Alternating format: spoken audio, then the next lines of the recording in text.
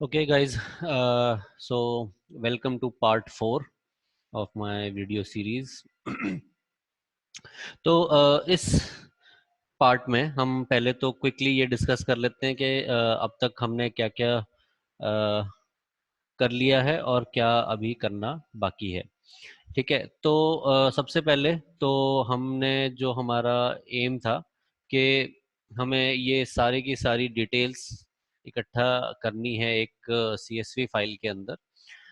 उसके अंदर से कौन सी डिटेल हम डिवाइस से किस तरह से एक्सट्रैक्ट करेंगे, वो हमने सेटअप अभी तक हम उसी सेटअप को डेवलप कर रहे हैं। ठीक है, तो इसके अंदर हमने जो हमारा होस्ट नेम है उसके लिए जो हमारी कमांड रहेगी वो हमने देखी।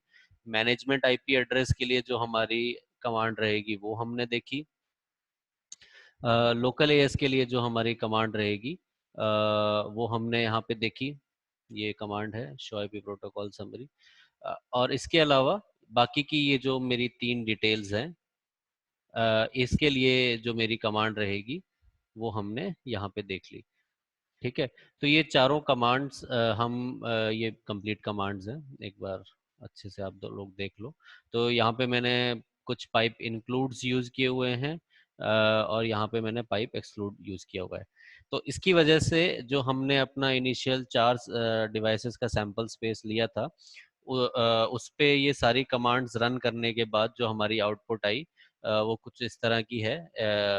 ये आउटपुट पहले डिवाइस की है, जिसके अंदर ये हमारा पहले डिवाइस का होस्ट नेम है, और ये उसके loopback show IP interface brief, इस वाली कमांड का आउटपुट है ये loopback pipe include loopback 22 का।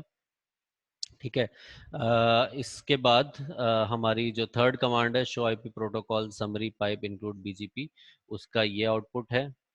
ठीक है, और जो हमारी फोर्थ कमांड है show IP BGP summary pipe exclude capital BGP pipe memory और पाइप नेबर।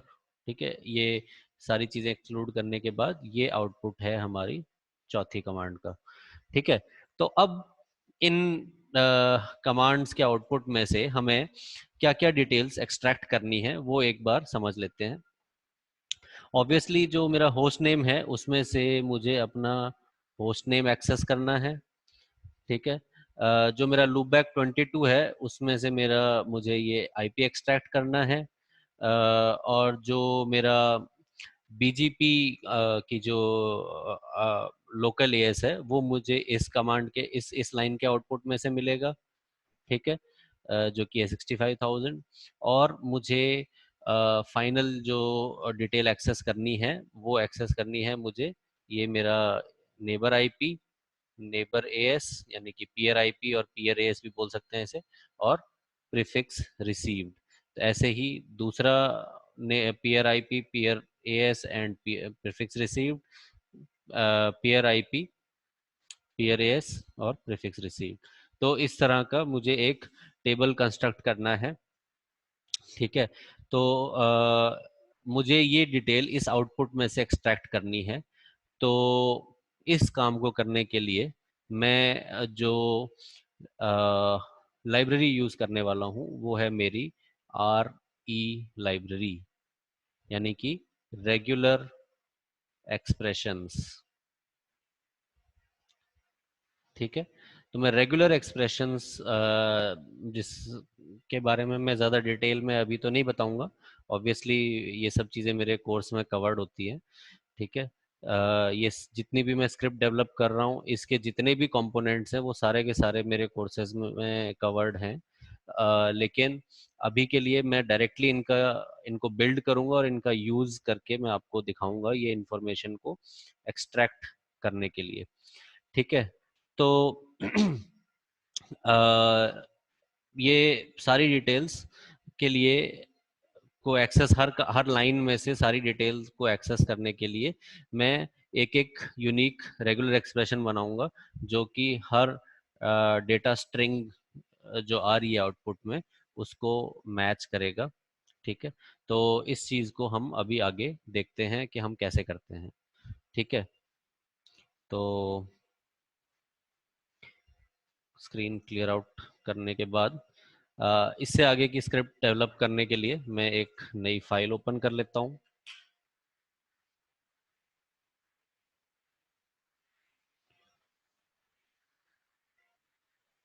स्क्रिप्ट, इसको नाम दे देते हैं 3.py। ठीक है, तो ऑब्वियसली मैं अपनी पिछली स्क्रिप्ट को ही आगे फर्दर इम्प्रूव करने वाला हूँ, तो मैं पिछली स्क्रिप्ट को कॉपी कर लेता हूँ यहाँ पे, अपने टर्मिनल का भी मुझे यूज़ नहीं, इसे बंद कर देता हूँ। ठीक है, तो ये मेरी स्क्रिप्ट है। ठीक है, हमको अभी क्या करना है कि मेरी जो आउटपुट वेरिएबल में जो आउटपुट आ रही है, इस आउटपुट को प्रिंट मैं पहले कर रहा था, लेकिन इस बार मैं इसे प्रिंट करने में इतना इंटरेस्टेड नहीं हूँ जितना कि मैं इसमें से डिटेल्स एक्सट्रैक्ट करने में हूँ। ठीक है, तो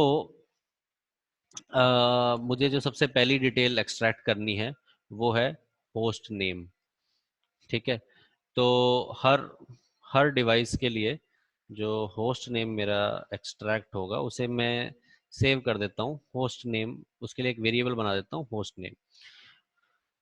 तो अब मैं होस्ट नेम को एक्सट्रैक्ट करने का जो मेरा कोड है वो मैं इसी मेन फंक्शन के अंदर लिखने के बजाय मैं सोचता हूँ कि इसके लिए मैं एक अलग फंक्शन क्रिएट कर लूँ, तो वो ज़्यादा बेटर रहेगा। तो उस फंक्शन का नाम मैं अभी से डिफाइन कर सकता हूँ। मैं सिंपल सा नाम सीधा सीधा नाम रख देते हैं, find host name in output. ठीक है, और इसको मैं प्रोवाइड करूँगा एज एन आर्ग्यूमेंट आउटपुट। तो ये फंक्शन अभी तक मैंने लिखा नहीं है, इस सिनेरियो में मैंने पहले फंक्शन लिख दिया था और फिर मैंने उसे यूज़ किया। अब इस केस के लिए मैंने फंक्शन का नाम पहले ही डिफाइन कर दिया है। ठीक है, अब मैं इस फंक्शन को डिफाइन करूँगा। डिफाइन करने के लिए आप यूज़ करते हो DEF। ठीक है, तो ये इसके पास अब आउटपुट आएगी। आउटपुट मेरी दिखने में कुछ इस तरह की है। ठीक है, यहाँ से लेके यहाँ तक मेरी आउटपुट है। ठीक है, तो इस आउटपुट में से मुझे सबसे पहले अपना होस्ट नेम डिराइव करना है। तो जो मेरी पूरी आउटपुट है उसको मैं सबसे पहले तो अगेन उसके ऊपर आइटरेट करके उसमें से डिटेल्स निकालने के लिए मैं लाइन बाय लाइन उसके ऊपर आइटरेट करना चाहता हूँ। तो जैसा कि हम जानते हैं कि हर लाइन के पीछे एक इमेजिनरी /n होता है। तो हर लाइन को अगर मैं स्प्लिट करना चाहता हूँ ताकि मैं उसके ऊपर आइटरेट कर सकूं, तो मैं सीधा इस तरह से बोल सकता हूँ कि फॉर लाइन इन आउटपुट, क्योंकि हमारा जो वेरिएबल जो मैंने आर्ग्यूमेंट का नाम रखा है, ये एक पोजिशनल आर्ग्यूमेंट है, पोजिशनल आर्ग्यूमेंट का नाम भी मैंने आउटपुट ही रखा है। तो ताकि मैं अननेसेसरीली नए नए वेरिएबल्स ना क्रिएट करता चलूँ, इसलिए मैंने आउटपुट ही हर जगह में यूज़ कर रहा हूँ। ठीक है, तो इसका नाम मैंने रखा है आउटपुट डॉट स्प्लिट, और मैं इसे स्प्लिट करूंगा। जो मेरा डेलीमीटर होगा जिसके बेसिस पे मैं इसे स्प्लिट करूंगा वो होगा /n। /n मेरा एक तरह से कैरेज रिटर्न को डिपिक्ट करता है, कैरेज रिटर्न का ऑल्टरनेटिव है। ठीक है, तो यहाँ पे मैंने एक इस कमांड के बाद अगली कमांड मेरी अगली लाइन में है, इसका मतलब यहाँ पे एक इस पोजीशन पे एक /n लगा हुआ है।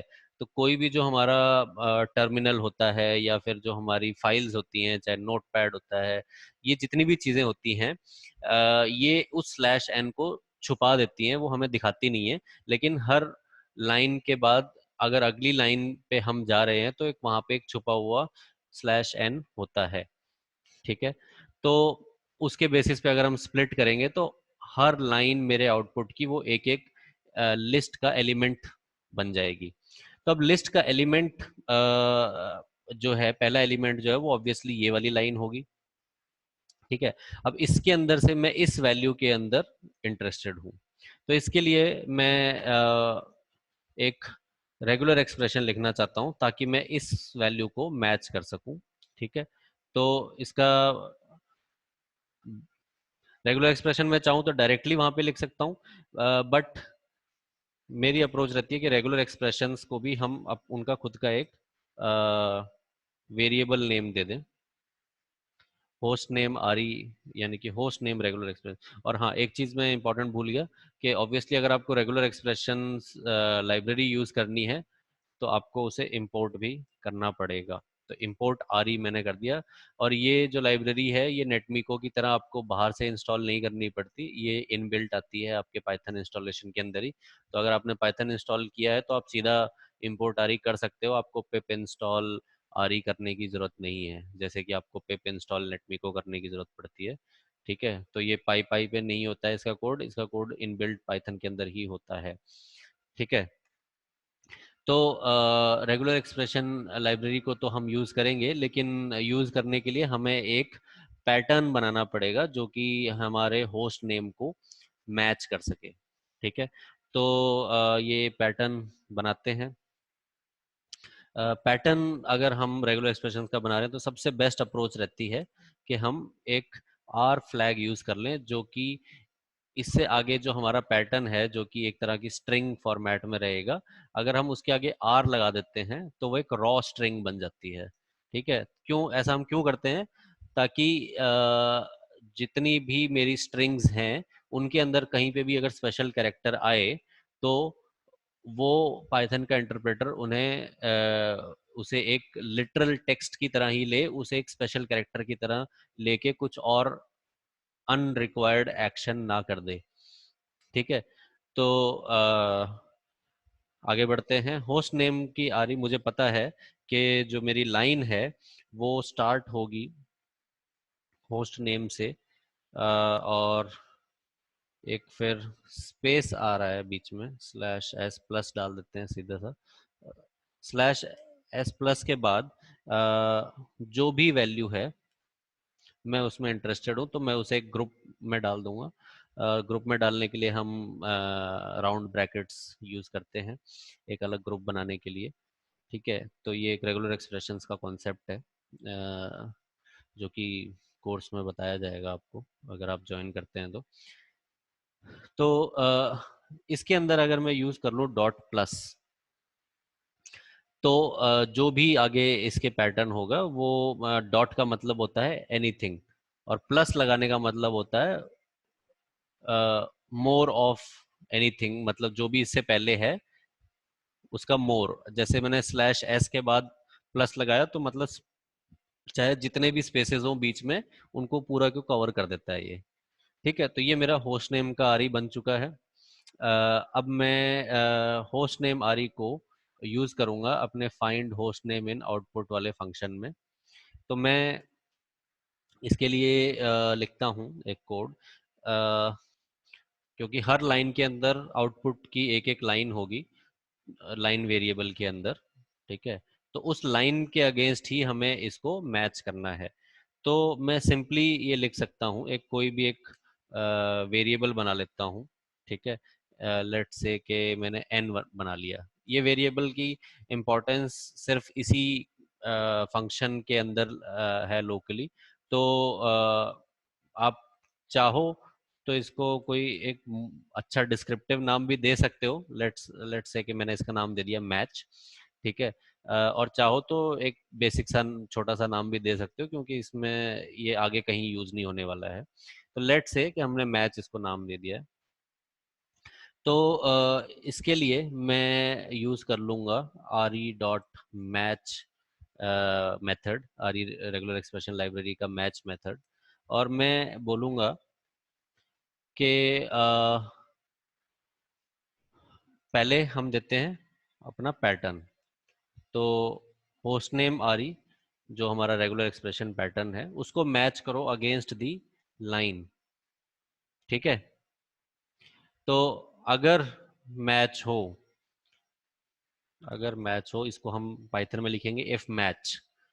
ठीक है, तो हमें क्या रिटर्न करना है?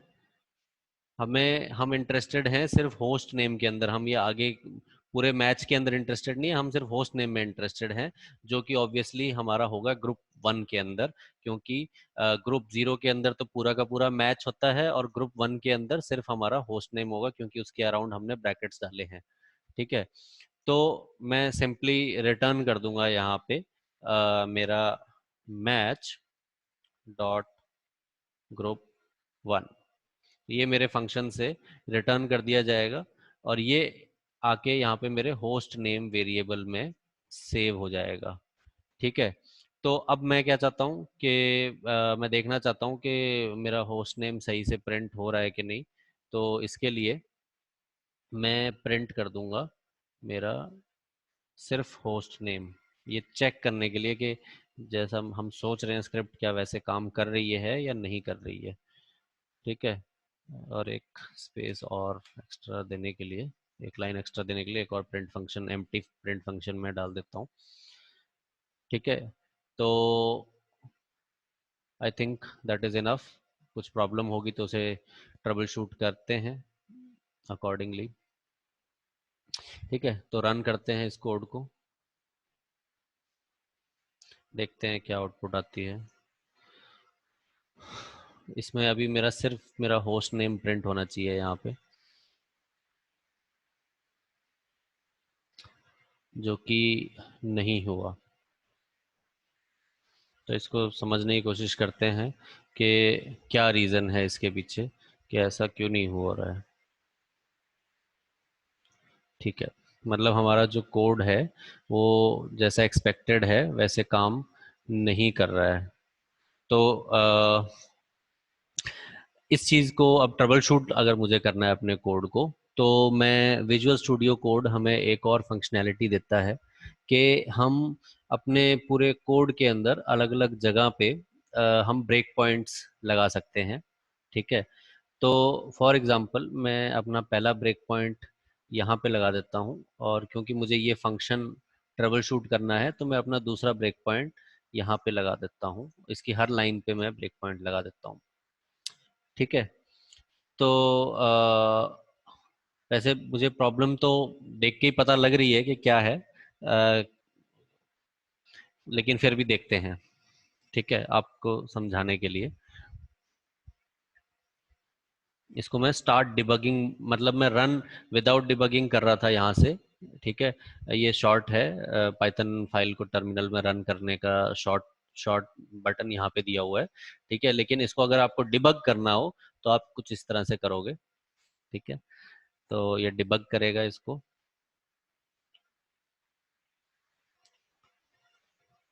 अच्छा, एक और प्रॉब्लम है कि डिबग मोड में कई बार ये आपकी जो वर्किंग डायरेक्टरी है उसको ये कैप्चर नहीं कर पाता है। तो बेटर यही रहता है कि आप पूरा का पूरा अपना पाथ दे दो जहाँ पे आपकी फाइल रखी हुई है। ठीक है, अब मैं दोबारा डिबग रन करता हूँ। तो अगर मैं देखना चाहूँ मेरे अलग अलग वेरिएबल्स की वैल्यूज़, तो ये मेरा आईपी एड्रेसेस वेरिएबल है जिसके अंदर आप देख सकते हो कि एक लिस्ट है। ठीक है, और अलग अलग इंडेक्स नंबर पे जो एलिमेंट्स है वो मैं देख सकता हूँ। ये मेरा शो कमांड वेरिएबल है जो कि अगेन एक लिस्ट है, जैसे कि हमने पहले भी देखा है। इसके बाद हम अभी आगे बढ़ते हैं, देखते हैं हमारा कोड कहाँ पे जाके रुकता है।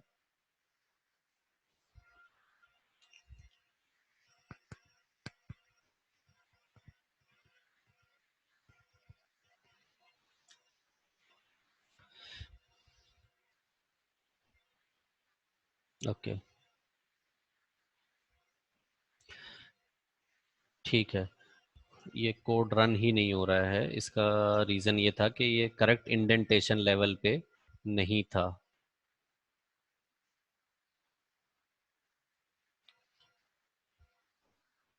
क्योंकि हर डिवाइस का जो होस्ट नेम है वो आना चाहिए यहाँ पे।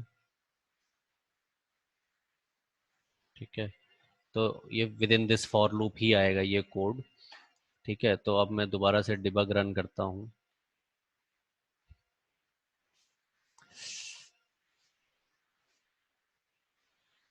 इस बार पूरी आउटपुट निकलने के बाद यहाँ पे आके मेरे कोड को रुकना चाहिए। ठीक है, इस बार रुक गया। तो अब मैं मेरे आउटपुट के अंदर ये मेरी आउटपुट है, देख सकते हो। इस आउटपुट के अंदर आप देख पाओगे कि कहाँ कहाँ पे स्लैश एन लगे हुए हैं। तो जैसे कि आप देख रहे हो कि होस्ट नेम से पहले दो स्लैश एन लगे हुए हैं, तो दो आइटरेशन यहाँ पे होंगे। किस लूप के? इस वाले फॉर लूप के दो आइटरेशन होंगे, क्योंकि हम स्लैश एन पे डिवाइड कर रहे हैं ना। चलो इसको देखते हैं आगे, फिर आप और ज़्यादा बेटर समझोगे।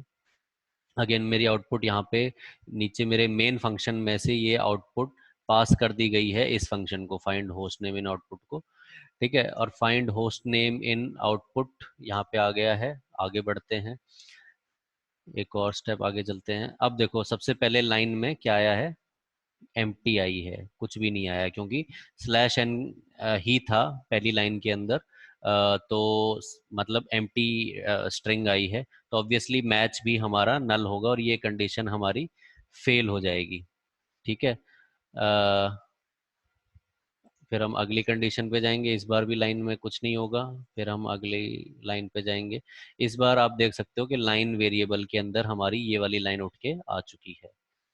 ठीक है, तो अब इस लाइन के ऊपर हम क्या करेंगे कि होस्ट नेम आर को इस लाइन के अगेंस्ट मैच करेंगे। मैच करके जो भी हमारा ग्रुप वन में आएगा वो हम रिटर्न करेंगे। देखते हैं हमारा कोड क्या करता है।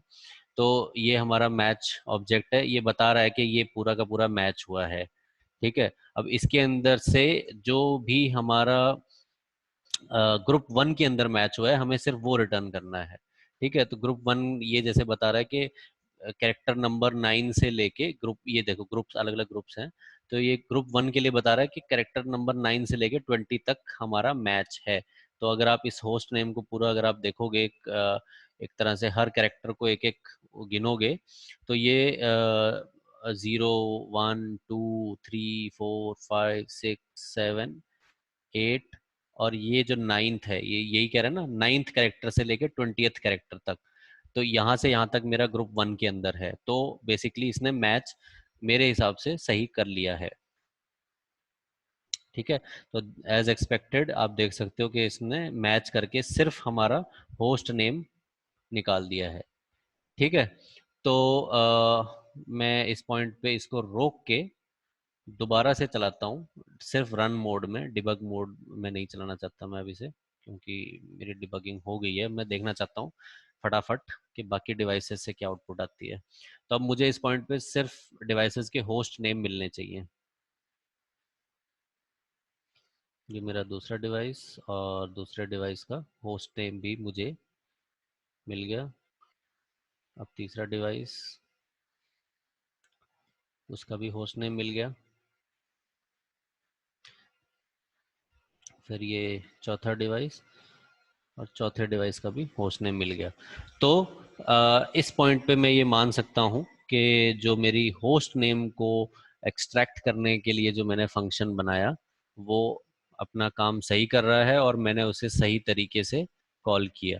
तो जो हमारी पहली बार में प्रॉब्लम हुई थी उसको अगर मैं रिविजिट करूं, तो प्रॉब्लम ये थी कि इस फॉर लूप का हर आइटरेशन एक एक डिवाइस को एक एक डिवाइस के कॉन्टेक्स्ट में बना हुआ है। मतलब हर आईपी एक एक डिवाइस को रिप्रेजेंट करता है, और हम हर आईपी को के साथ सेशन बनाएंगे, तो उसी सेशन के दौरान ही हमारी आउटपुट आएगी।